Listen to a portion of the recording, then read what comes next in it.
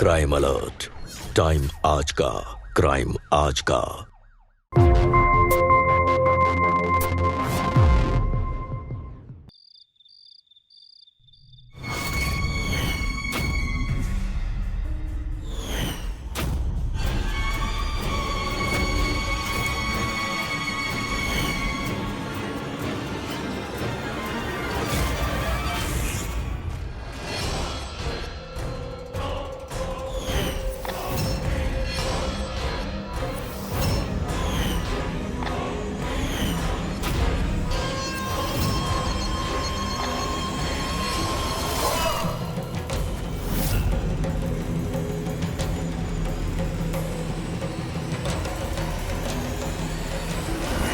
ईंट और पत्थरों से एक मकान खड़ा होता है, लेकिन इस मकान को घर बनाने में परिवार के सदस्यों का योगदान अहम हो जाता है।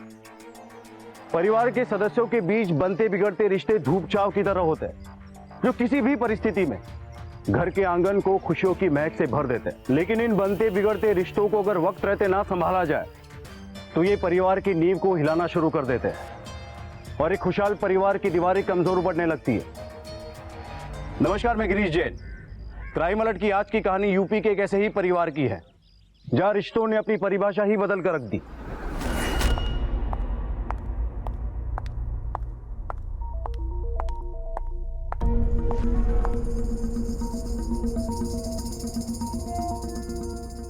लो, आ गए नवाब साहब। शहर का मुआयना करके खाएंगे अब खाना।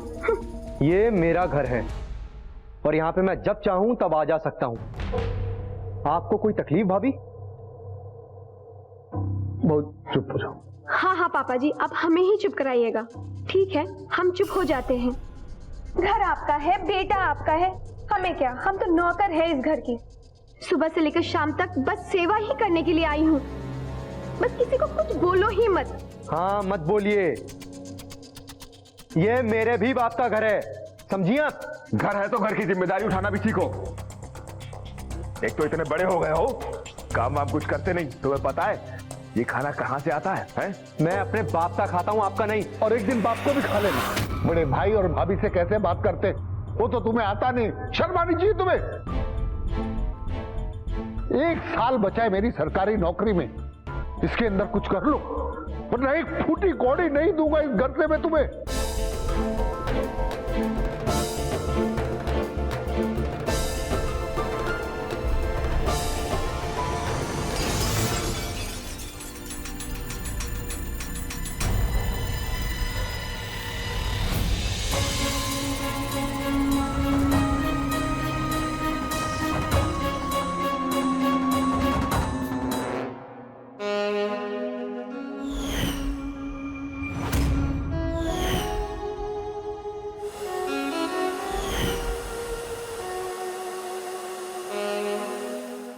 अब तो मेरे खाना खाने पर भी इन लोगों को दिक्कत होने लगी है। मतलब मैं करूं तो करूं क्या? तुम्हारे भैया और भाभी तो तुम्हें इस घर से निकाल देना चाहते हैं। तुम्हारे बाप की प्रॉपर्टी हड़पना चाहते हैं वो लोग। ये घर ना मेरे दादाजी का है और उस पे हम सबका हक है। देखता हूँ ये भैया और भाभी मुझे यहाँ से कैसे निकालते हैं। तो क्या सोचा, तुम क्या करोगे? करूंगा और बहुत जल्द करूंगा। इतने पैसे बनाऊंगा कि ये सब देखते रह जाएंगे। पैसे कमाना कोई बड़ी बात नहीं है जय, सिर्फ अपना दिमाग चलाना शुरू करो। करता हूँ तुम्हें बाद में फोन। जय,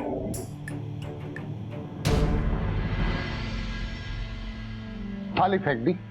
ये खाने का अपमान होता है। खाना खाने देना कौन चाहता है मुझे? आप सब लोग तो ये चाहते हैं ना कि मैं घर से निकल जाऊं। कोई नहीं चाहता तू निकल जा। बेटा, हमें खुशी नहीं होती तुझे डांट के। तेरा भाई कमाने जाता, उसकी बीवी दिन भर घर में काम करती है, इसलिए वो हुकूमत चलाती है। मेरी सरकारी नौकरी 1 साल की है, उसके बाद कौन देखेगा मुझे? विजय और उसकी वाइफ का। तू तो कुछ करता नहीं, सेटल नहीं हुआ। तू कुछ काम क्यों नहीं शुरू कर देता, जिससे इन लोगों के मुंह भी बंद हो जाएंगे? पापा, मैं कोशिश कर तो रहा हूं ना। एक बार मुझे मौका तो मिले कम से कम। ये ले, खाना खा ले। पापा, मुझे नहीं खाना। नहीं खाना पड़ेगा। मैं खाना पड़ेगा तुझे। ऐसे भूखा नहीं सोएगा तू। तेरी माँ होती तो तुझे भूखा सोने देती। कहते हैं माँ बाप के प्यार में माँ की ममता तो दिख जाती है, लेकिन बाप का प्यार सामने दिखाई नहीं देता। लेकिन इसका मतलब ये कतई नहीं होता कि बाप अपने बच्चों से माँ की तुलना में कम प्यार करता है। राम प्रसाद अपने बड़े बेटे विजय से जितना खुश है, उतना ही दुखी वे अपने छोटे बेटे जय के निकम्मेपन की वजह से है। जय काम करना नहीं चाहता और राम प्रसाद चाहते हैं कि वो भी अपने बड़े भाई की तरह कुछ काम करे, घर की जिम्मेदारियों में अपना योगदान दे। लेकिन जय का ध्यान अपने पिता की सलाह पर कम और उनकी प्रॉपर्टी पर ज्यादा लगा हुआ था।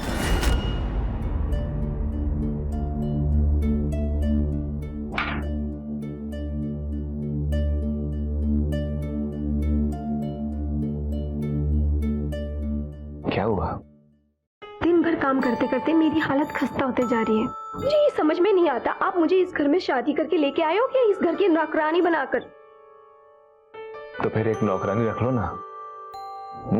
किसी ने मना किया? आपके बाबूजी ने और किसने?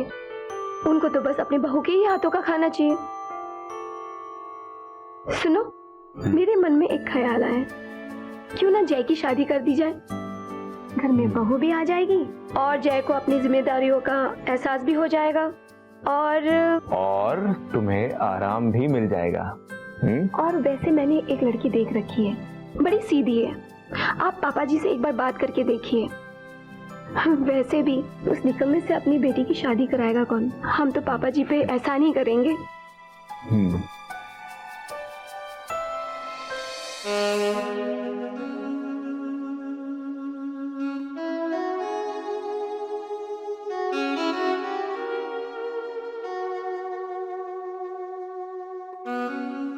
वाह, कितना ब्यूटीफुल नेकलेस है ये।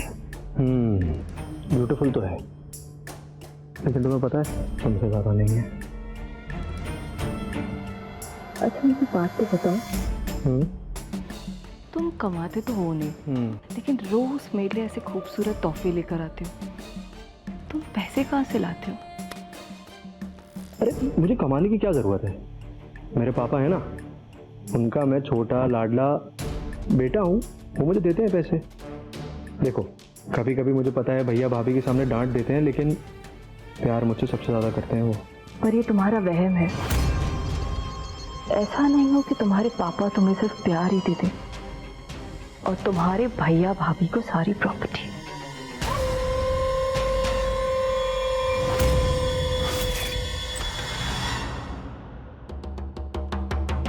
कहाँ थे दिन भर? दोस्त क्या था? पता है कौन से दोस्त क्या थे? आपका मुझसे बहस करे बिना खाना जम नहीं होता क्या? मतलब जब भी मैं घर पे आता हूँ कोई ना कोई टॉपिक उठाकर मुझ पर चिल्लाना आपका और भैया का रोज का काम बन चुका है। चिल्लाएंगे, रोज चिल्लाएंगे, वरना आवारागर्दी करना बंद कर दो।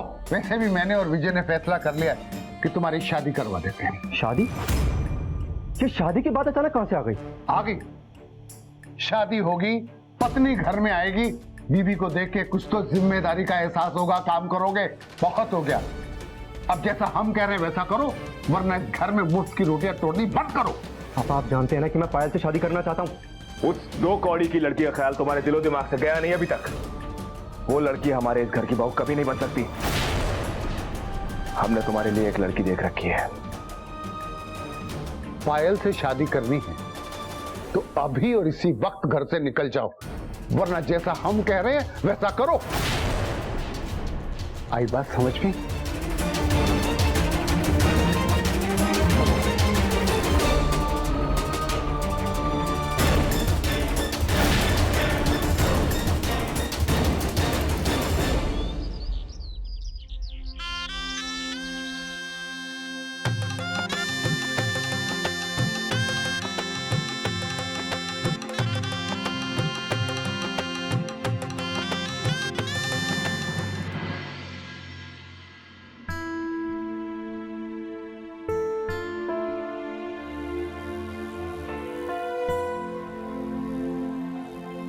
सुनिए, खाना खा लीजिए।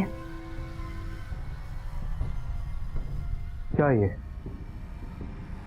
सोयाबीन? तो मैं नहीं पता, मुझे सोयाबीन की सब्जी नहीं पसंद।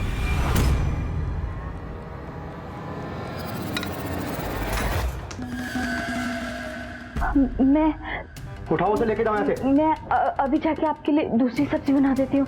नहीं नहीं नहीं, दूसरी सब्जी नहीं, एक काम करो, जहर ले आओ और खिला दो मुझे। फोन कहाँ है मेरा? वो यही कहीं तो था। मैं अभी 2 मिनट में ढूंढ देती हूँ। 1 मिनट। वो पैंट कहाँ है जो कल रात पहनी थी मैंने? मुझे याद है मैंने फोन उसी में रखा था। कहाँ है वो पैंट तो मैंने भिगो दी, खराब हो गई थी इसलिए। एक बात बताओ, तुम क्या पागल हो? अरे उसमें देख नहीं सकती थी कि फोन है या नहीं? ना जाने किस पागल को मेरे पापा ने मेरे सर मर दिया। अरे मेरी लाइफ में प्रॉब्लम्स कम थी जो तुम मेरे और सर आ गई। और तुमसे तो बात ही करना बेकार है। हटे यहां से।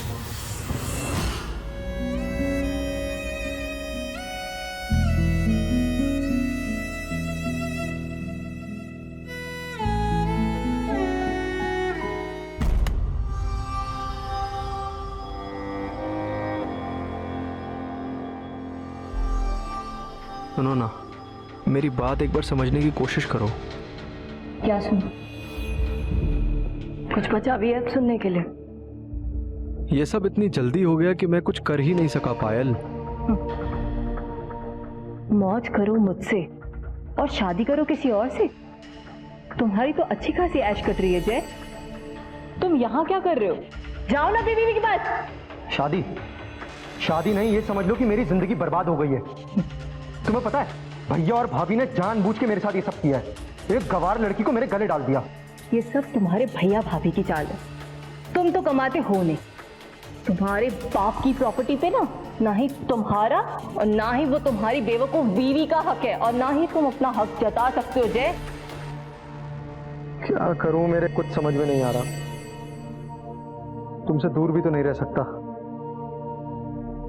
तुम्हारे बाप के पास घर है, जमीन है, वो ऑफिस, वो सब कुछ, उसमें से तुम्हें कुछ नहीं मिलने वाला जय।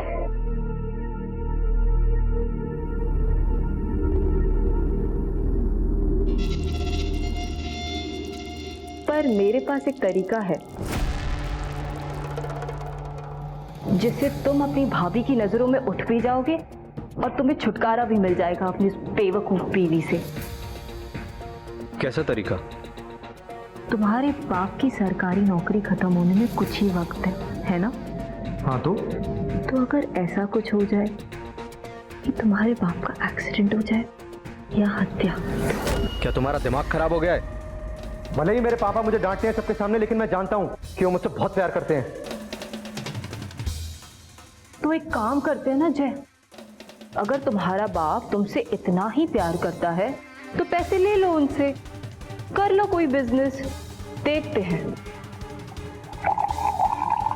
तुम्हारा बाप तुम्हें पैसे देता है या तुम्हारे भाई पर लुटाता है? चीयर्स। माँ बाप हमें कितना प्यार करते हैं इसे कभी पैसों से तुलना करके नहीं आंका जाना चाहिए। लेकिन बड़े शर्म की बात है कि जय ने कुछ ऐसी ही सोच अपने अंदर बना ली। जय के पिता उसे कितना प्यार करते हैं यह अब उस बात से तय होना था कि जय के पिता उसे बिजनेस शुरू करने के लिए पैसे देते हैं या फिर नहीं।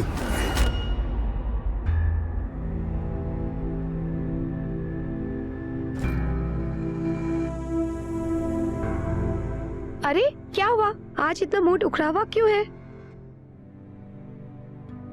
इधर बिजनेस में कुछ दिनों से बहुत लॉस चल रहा है, समझ में नहीं आ रहा कि क्या करूं। सोच रहा हूं कि पापा से कुछ पैसे उधार ले लूं। हाँ, बिल्कुल ठीक सोच रहे हो। जब पापा के पास इतने पैसे हैं तो मांगने में दिक्कत ही क्या है? और हाल ही में उन्होंने अपनी गांव की जमीन बेची है तो उनके पास पैसे तो होंगे ही। लेकिन कहीं उन्होंने मना कर दिया तो? मना क्यों करेंगे? उनके दोनों बेटों में से आप भी हैं जो अपने पैरों पे खड़े हैं, और फिर आपकी मदद नहीं करेंगे तो किसकी करेंगे? उस निकम्मे जय की, इससे पहले कि वो निकम्मा जय सारी जायदाद बेच के खा जाए। अब जल्दी से पापा से बात कर लीजिए, ठीक है? Yes, that will be done. हाँ, जी। हाँ पापा, ओके ठीक है। पापा बोलो। वो मुझे 5 लाख रुपए चाहिए। क्यों? वो मैं अपना नया बिजनेस शुरू करना चाहता हूँ। पहले कितने बिजनेस शुरू कर चुके हो? कुछ हुआ? कितने पैसे बर्बाद कर चुके हो तुम? और कितने पैसे बर्बाद करना चाहते हो? अगर मेरी सरकारी नौकरी नहीं होती और ये पुरखों का घर नहीं होता तो रोड पे आ गए होते हम। पापा बस आखिरी बार, मैं इस बार आपको प्रूव करके दिखाऊंगा। और कितनी बार? पापा बस ये आखिरी बार, मैं इस बार आपके पैसे नहीं डुबाऊंगा। एक बार मुझ पर भरोसा करके देखिए पापा, प्लीज एक आखिरी बार। सुनो, मैं तुम्हें फूटी कौड़ी नहीं दूंगा। अब जो कुछ करना है अपने दम पे करो, पैसे कमाओ, बिजनेस करो, जो कुछ करना है करो। मुझसे उम्मीद करना बंद कर दो। ऐसा नहीं हो कि तुम्हारे पापा तुम्हें सिर्फ प्यार ही दे देंगे और तुम्हारे भैया भाभी को सारी प्रॉपर्टी।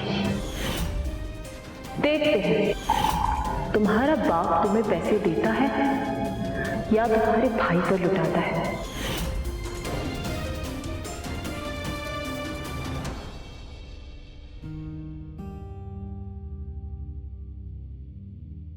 पापा, हाँ बेटा बोल।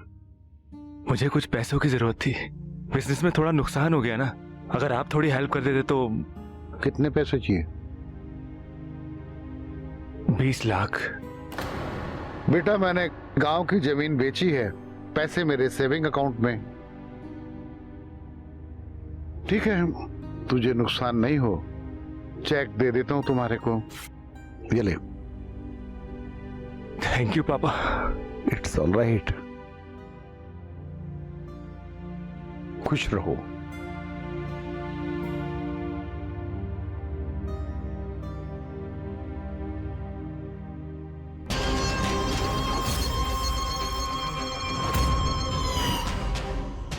तुम सही थी पायल, मेरा बाप मुझे पैसे नहीं देगा।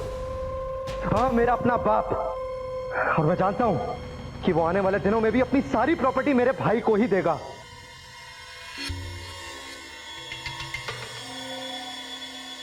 मेरे घर वालों ने मेरे साथ मिलकर साजिश की है ना, और मेरा भाई अपने आप को बहुत चालाक समझता है, बहुत। अब मैं बताता हूं कि चालाकी कहते किसे हैं।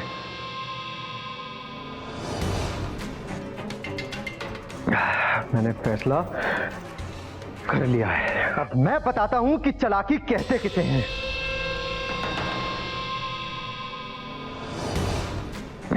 मैंने फैसला कर लिया है।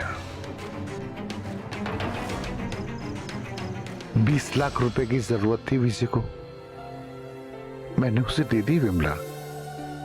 लेकिन मन बहुत घबरा रहा है। जय को भी पैसों की जरूरत है। कई बार मैंने उसकी मदद की, कई बार उसे पैसे दिए, लेकिन हर बार उसने पैसे डुबो दिए। कितनी बार मैं उसे मदद करूं। बहुत चिंतित हूं मैं उसे लेकर, ना जाने लड़का क्या करेगा। तुमने सब कुछ ठीक से प्लान तो किया ना? हाँ, तुम बिल्कुल भी टेंशन मत लो, बस मैं जैसा कहती हूँ वैसे करते जाना, ठीक है? हाँ, टाइम पे हूँ।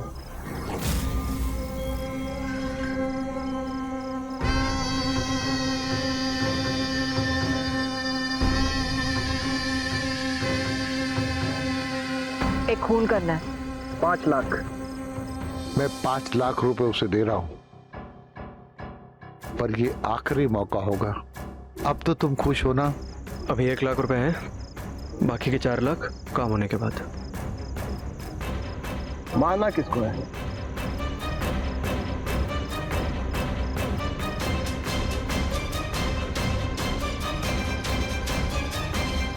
हो जाएगा। जय बहू, जी पापा जी। जय नहीं आया? अब नहीं पापा जी, अभी तक तो नहीं आए, बस आते ही होंगे। कोई काम था आपको उनसे? हाँ बहू, उसके लिए कुछ पैसे निकाले थे मैंने। ये 5 लाख रुपए हैं। ये किस लिए पापा जी? बेटा वो जय है ना, उसको नया बिजनेस शुरू करना था, उसके लिए है। एक मिनट रुको, तुम उसको मत बताना, कल सुबह मैं खुद उसको बता दूंगा, ठीक है? ठीक है पापा जी।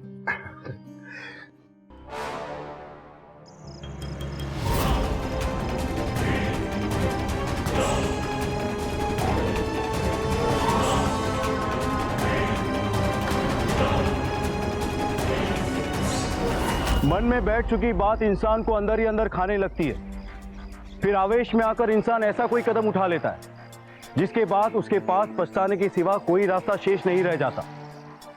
जय भी आवेश में आकर ऐसा ही कोई कदम उठाने जा रहा था, लेकिन सवाल यह था कि जय के इस आवेश का शिकार आखिर कौन होने वाला था।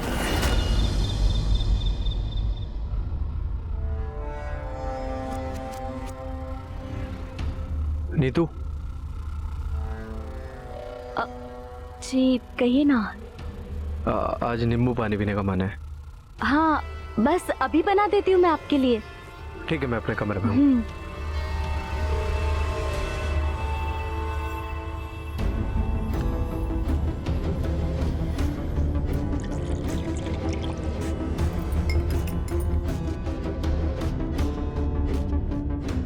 हाँ बस निकलता हूँ।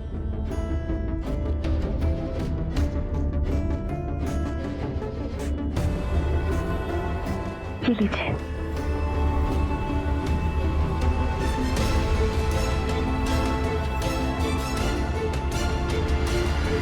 खाना लेके आओ मैं आपके लिए? नहीं, मुझे भूख नहीं है। अब खीर खाएंगे आप? बहुत अच्छी बनी है। एक बार बोला ना भूख नहीं है, समझ नहीं आता। मुझे अभी कहीं बाहर जाना है, मैं थोड़ी देर में आता हूँ।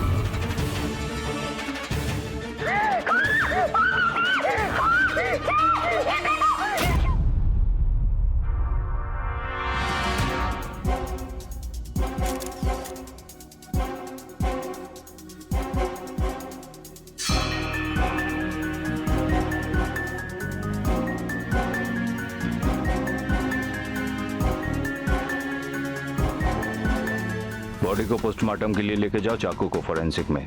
Okay sir.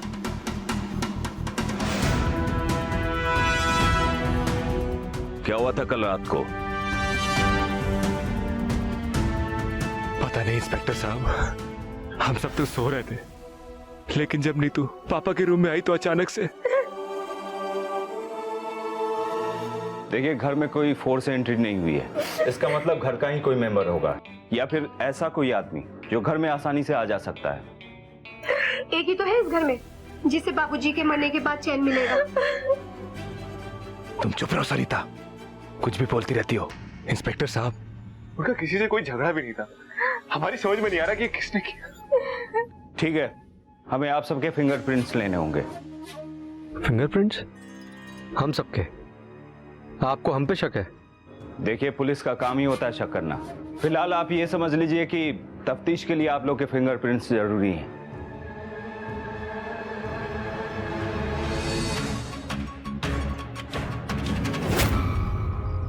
मेरी अर्जी सरकार तक पहुंचा दीजिए मोहन बाबू। मेरे पिताजी के जाने के बाद मैं अनाथ हूं। मेरा इस दुनिया में और उनके बाद ख्याल रखने वाला कोई नहीं है। बस आप ये समझ लीजिए कि मेरे नौकरी नहीं मिली ना तो मैं सड़क पे आ जाऊंगा। आपका काम हो जाएगा बेटा। मृतक आश्रित होने के कारण आपको आपके पिता के विभाग की सरकारी नौकरी मिल जाएगी। बस ये अर्जी आगे बढ़ाने के लिए साहब लोगों की जेबें गर्म करनी होगी। उसकी चिंता आप मत कीजिए, वो हो जाएगा। जी, आपको जितने भी पैसों की जरूरत है, जो भी चाहिए, मैं आपको सब देने के लिए तैयार हूँ। बस मेरा ये काम करवा दीजिए। तो जाइए, आप सब खुशियां मनाइए। सरकारी नौकरी समझ लो मिल गई आपको। अच्छा जी मोहन जी, आपका बहुत बहुत शुक्रिया।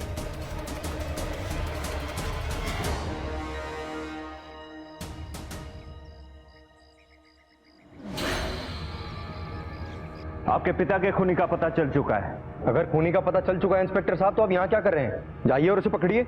हम उसे ही गिरफ्तार करने यहाँ आए हैं। यहां? इस घर में? यहां कौन है?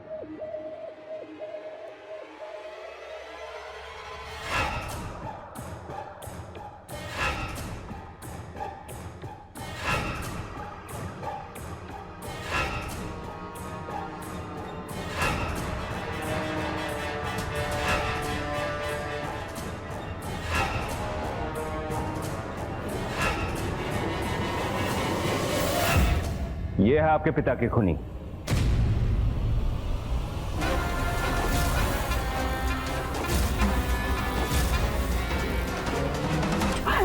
इंस्पेक्टर साहब, आपसे जरूर कोई भूल हुई है। मैंने ऐसा नहीं किया। जय, तुम सुन रहे हो ना? मैंने पिताजी का खून नहीं किया। मैं ऐसा नहीं कर सकती। इंस्पेक्टर साहब, आपसे जरूर कोई गलतफहमी हो रही है। नहीं तो मैं ऐसा काम नहीं कर सकती है। आप ऐसा नहीं कर सकते इंस्पेक्टर। और आपके पास क्या सबूत है कि नीतू ने पिताजी का खून किया है? देखिए, हमें जो चाकू मिला था उस पे इनके फिंगरप्रिंट्स मिले, और अब आगे जो कुछ भी होगा वो अदालत तय करेगी। तो उंगलियों के निशान किसी और के भी हो सकते हैं। देखिए, फॉरेंसिक से जो रिपोर्ट आई है उसके हिसाब से इनके फिंगरप्रिंट्स मिले। हमें इन्हें लेके जाना होगा। लेके चलो इन्हें। आप इन्हें ऐसे नहीं ले जा सकते। बात सुनिए। इंस्पेक्टर साहब,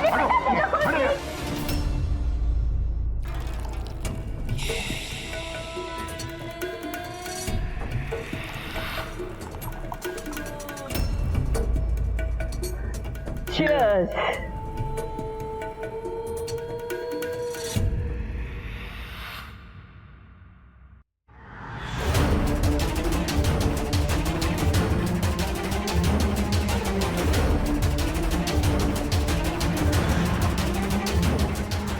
आज नींबू पानी पीने का मन है। हाँ, बस अभी बना देती हूँ मैं आपके लिए। ठीक है, मैं अपने कमरे में हूँ।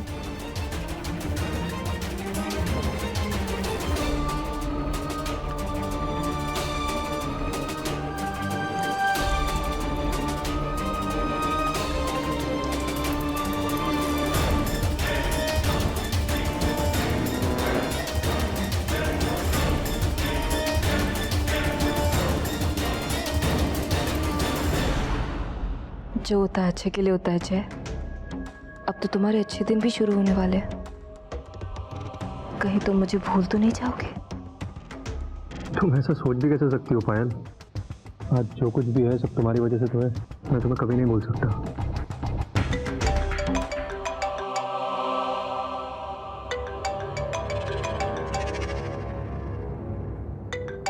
हेलो, पकड़ो। साहब, अगर आपका जश्न मन गया हो तो मेरे बाकी के 4 लाख भी दे दो। याद है ना? भाई, अभी नौकरी मेरी नहीं लगी है। एक बार 1-2 दिन में मेरी नौकरी लग जाए, उसके बाद फिर मैं आपके सारे पैसे लौटा दूंगा। 1-2 दिन में अगर मेरे पैसे नहीं मिले ना तो आपके जश्न को मैं मातम में बदल दूंगा। एक बार आप मेरी बात। फोन काट दिया। Don't worry, relax.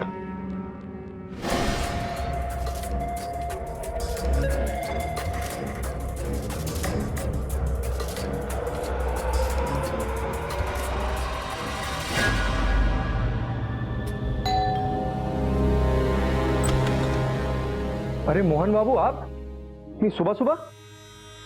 कुछ खुशखबरी सुनाइएगा। खुशखबरी ही है जय बेटा। मिठाई खिलाओ, मिठाई।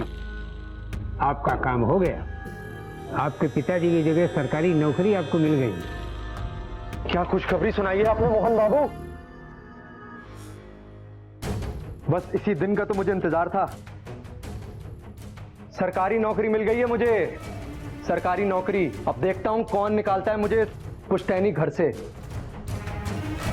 मोहन बाबू, मैं आपका एहसान कभी नहीं भूलूंगा। मैं आपसे बाद में मिलता हूं। धन्यवाद। नमस्कार। नमस्कार।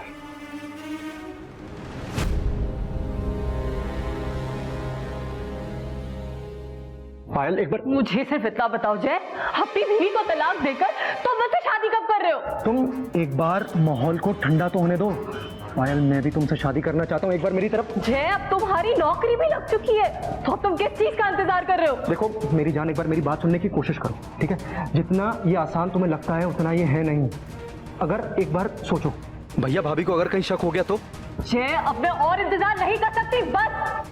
पायल, एक बार। छोड़ो जय।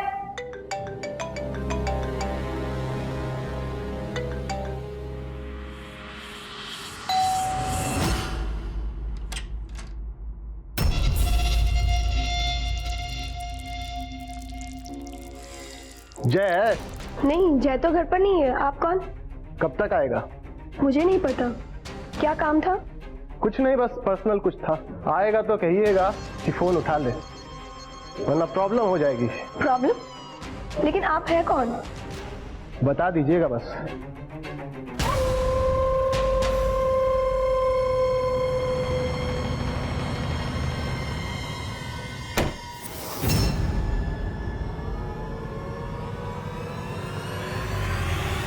कौन था? पता नहीं, कोई जय को पूछ रहा था। पापा जी के जाने के बाद जय के बिहेवियर में काफी बदलाव आए हैं। और वैसे ये जो आदमी मिलने आया था वो भी देखने में कुछ अजीब सा लग रहा था। कह रहा था कि जय को प्रॉब्लम हो जाएगी। और ऐसी कौन सी बात है जो जय को प्रॉब्लम हो सकती है? मैं भी कुछ दिनों से देख रहा हूँ कि पापा जी के जाने के बाद जय के चेहरे पे कोई अफसोस नहीं है। यहाँ तक कि उसकी पत्नी नीतू जेल में बंद है, वो अब तक उसे मिलने नहीं गया। आपको क्या लगता है पापा जी का खून नीतू ने ही किया होगा?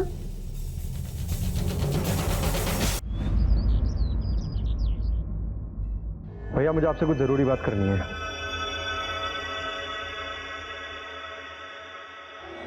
बोलो। मैं नीतू को तलाक दे रहा हूँ। तलाक? लेकिन क्यों? तो आप लोग क्या चाहते हैं कि मैं अपने पिता के कातिल के साथ रहूं? भैया, मैं ऐसा नहीं कर सकता। मैं दूसरी शादी कर रहा हूं। दूसरी शादी? पापा को गुजरे हुए अभी कुछ ही तो दिन हुए हैं और तुम? मैं आपकी यहां पे राय लेने नहीं आया हूं। मैं आपको ये बताने आया हूं कि मैं दूसरी शादी कर रहा हूं, बस।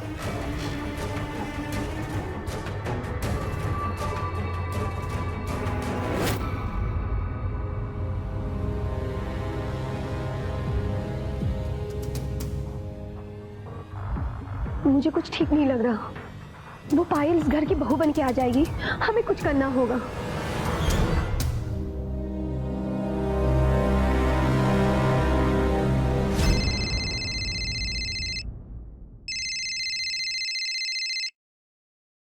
हेलो हेलो इंस्पेक्टर साहब।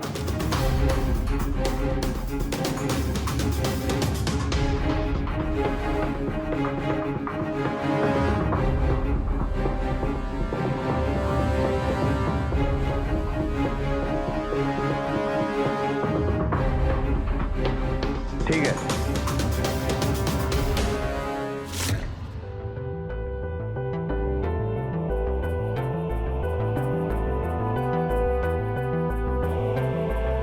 ये है तुम्हारा घर पायल, और कुछ ही वक्त में तुम और मैं इसमें दोनों हम साथ में रहेंगे। मुझे यकीन नहीं आ रहा जय, इतने बड़े घर में रानी बनकर रहूंगी। तेरे सारे सपने पूरे हो गए जय। अभी एक और सपना पूरा होना बाकी है पायल जी।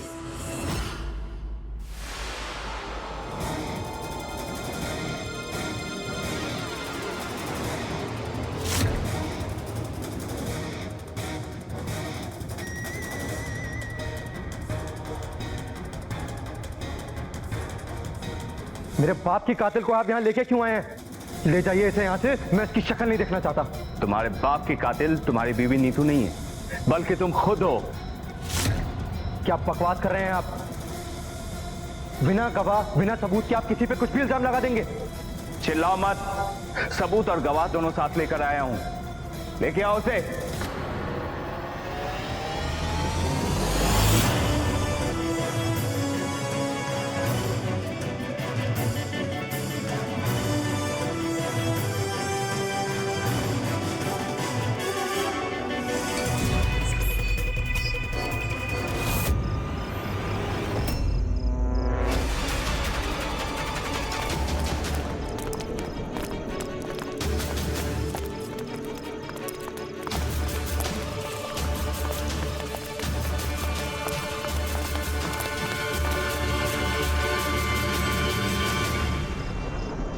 कह रहे ने जय का कॉल रिकॉर्ड चेक किया है और उसमें तेरे नंबर से कई कॉल आए हैं। हाँ, जय मेरा दोस्त है। अच्छा, जिस रात को उसके बाप का कत्ल हुआ उसके एक दिन पहले तेरी जय के साथ दोस्ती शुरू हुई और अब दोस्ती दुश्मनी में बदल गई। देख, सारी बात सच सच बता, वरना पुलिस स्टेशन लेके गया ना तो हमारे पूछने का तरीका तुझे अच्छे से पता है। चल बोल। मानना मत सर, मैं बताता हूँ। जय के बाप को मैं नहीं मारा है। इस काम के वो मुझे 5 लाख देने वाला था, मगर उसने दिए सिर्फ 1 लाख, बाकी के पैसे वो नहीं दे रहा है। तो पायल और जय, तुम दोनों ने मिलकर अपने बाप को मारने का प्लान बनाया। अब आगे की सच्चाई अपने मुंह से कहोगे या फिर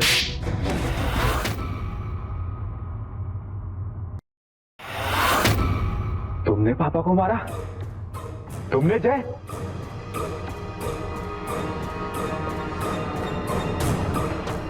अरे ऐसा क्यों किया तुमने? हर बार वो तुम्हारी मदद करते थे, सिर्फ तुम्हारी। तुमने पैसे मांगे तो तुम्हें दे दिए, मैंने पैसे मांगे तो मुझे ठेंगा दिखा दिया। कब तक बर्दाश्त करता मैं ये जिल्लत?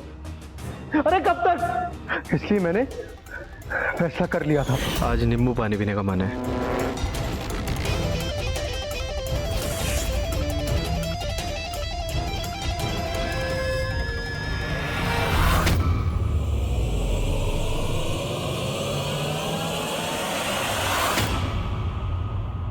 अपने पापा के साथ साथ मैं इस पागल बीवी से भी छुटकारा पाना चाहता था। इसीलिए बनाया मैंने प्लान। प्रॉपर्टी, पैसा, नौकरी, सब कुछ चाहिए था मुझे, सब कुछ। लेकिन अपने बाप का कत्ल करके तुम्हें क्या मिला? ये प्रॉपर्टी और पैसा? नहीं इंस्पेक्टर साहब, मुझे मिली मेरे बाप की सरकारी नौकरी। रोज रोज इस घर में ताने सुन सुन के मैं पक चुका था। निकम्मा हूं, नालायक हूं, काम नहीं करता, घर पे बैठ के रोटियां तोड़ता हूं। बस मैंने नौकरी पाने के लिए ये सब प्लान बनाया। एक छोटी सी सरकारी नौकरी पाने के लिए आपने आपके पिताजी का खून कर दिया। आज पता चल रहा है कि आप कितने गलत इंसान हैं। आपको पता है, आपके पिताजी आपसे बहुत प्यार करते थे, बहुत ज्यादा। आपका बिजनेस शुरू करने के लिए उस शाम वो मुझे 5 लाख रुपए देकर गए थे, पर उन्होंने मुझसे कहा था कि मैं आपको वो पैसे ना दूं, क्योंकि अगली सुबह वो खुद आपको आकर ये पैसे देने वाले थे। आखिरी बार उन्होंने आप पर भरोसा किया। वो सिर्फ और सिर्फ आपकी खुशी चाहते थे, और आपको तो सुबह तक का भी इंतजार नहीं था। और अफसोस की बात ये कि आप आपके पिताजी को आज तक समझ ही नहीं पाए। पायल जी, अच्छा दिमाग लगाया था आपने। तुम दोनों की साजिश का पर्दाफाश हो गया। पायल जी, आपको और जय तुम्हें तुम्हारे बाप के कत्ल के जुर्म में गिरफ्तार किया जाता है। चलो। मुझे माफ कर दीजिए पापा, मैं आपको समझ नहीं सका। मुझे माफ कर दीजिए, मुझे माफ कर दीजिए।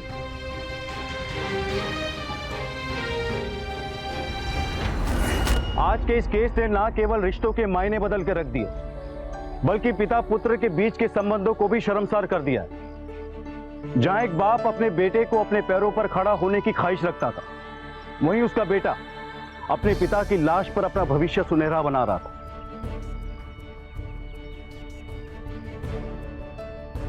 तो उसे अपने पिता का खून करके नौकरी ना लेनी पड़ी। जय ने अगर एक बार भी अपने पिता के दिल के अंदर झांक कर देखा होता, तो शायद उसे अपने पिता के अंदर छुपा एक संवेदनशील बाप दिखाई देता, जिसकी डांट फटकार में भी अपने बेटे के लिए भलाई छुपी थी।